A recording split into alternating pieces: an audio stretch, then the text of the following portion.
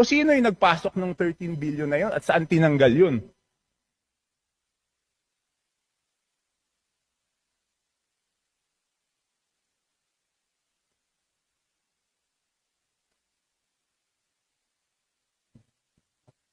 So, again, the small committee is subsumed within the Committee on Appropriations, and it is not required to render a separate committee report. Yes, but did we exempt the Committee on Appropriations not to submit a committee report?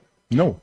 Again, the committee report of the Committee on Appropriations at the plenary level is the HGAB itself. Yeah, but all meetings, dito sa ating rules, all meetings must be on record. So it's not only the committee report, dapat yung small committee na yon, meron silang report na finurnish